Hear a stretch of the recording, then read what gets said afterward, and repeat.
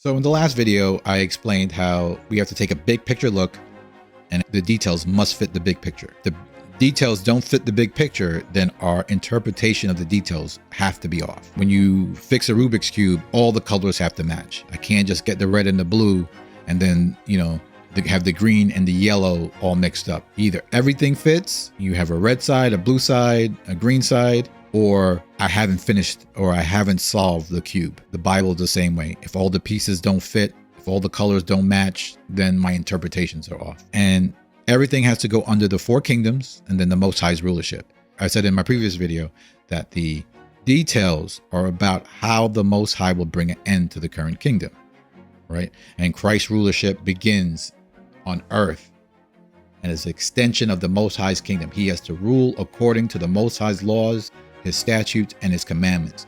The kingdom is on earth. Christ was given rulership over the earth. What we read about the end times are about the Most High transferring rulership from the current kingdom. So let's read Matthew chapter 24. And the most important part is to take these verses, connect them all together, and then it gives more details. Matthew chapter 24, verse 29. Immediately after the tribulation of those days shall the sun be darkened, the moon shall not give her light, and the stars shall fall from heaven, and the powers of the heaven shall be shaken.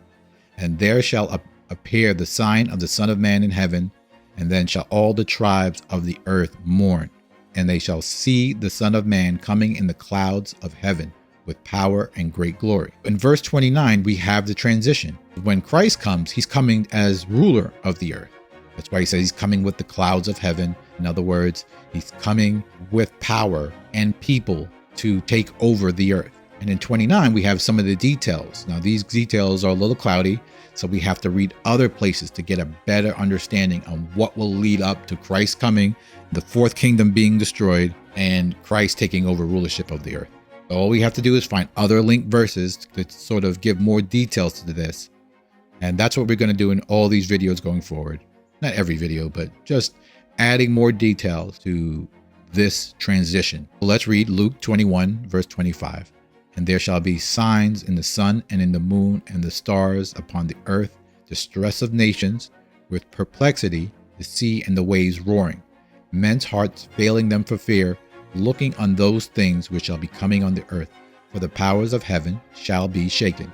So we see that 25 and 26 of Luke align with Matthew 29. The tribulation ends. What is the tribulation? The tribulation is the suffering of the children of Israel. When you read the book of Daniel, it will explain the tribulation is the suffering of the children of Israel.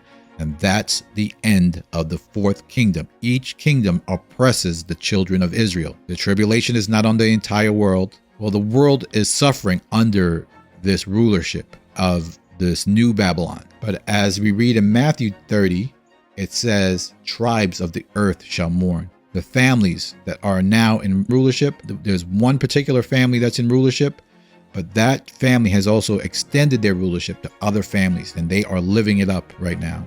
And when these things start to occur on the earth, it's a sign that their rulership is ending. They're going to be stressed because of the signs that they will see, knowing that their time is up.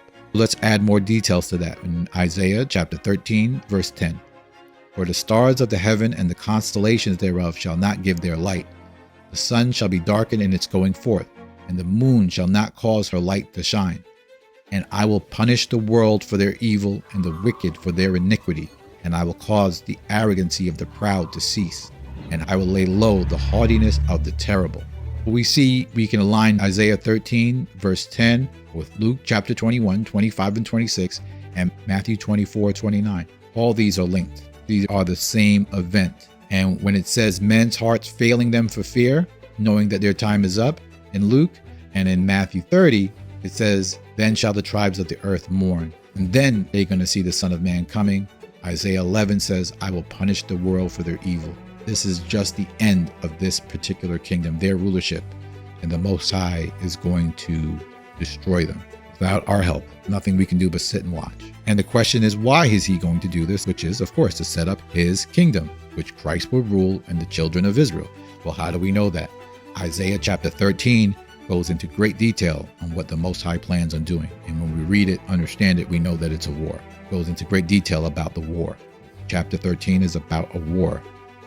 And then in verse 14, it says, "For the Most High will have mercy on Jacob, and yet choose Israel, and set them in their own land.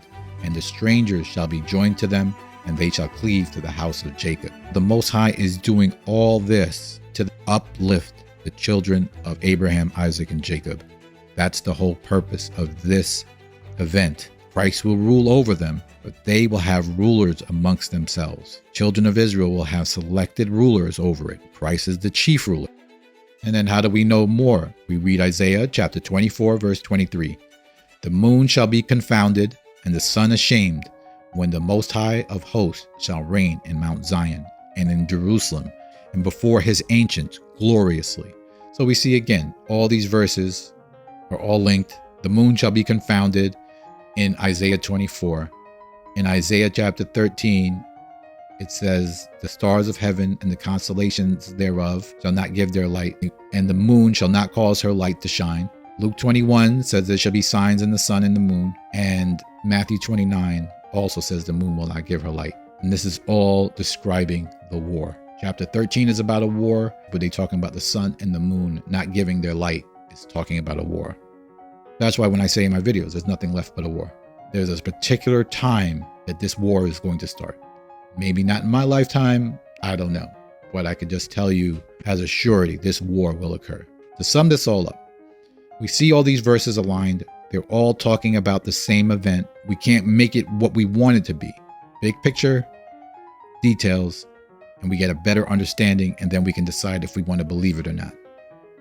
Then we can lift up our heads and see, does it make any sense to us? And to me, it makes perfect sense. The children of Israel must be broken down, and then the Most High is going to raise them up after this war.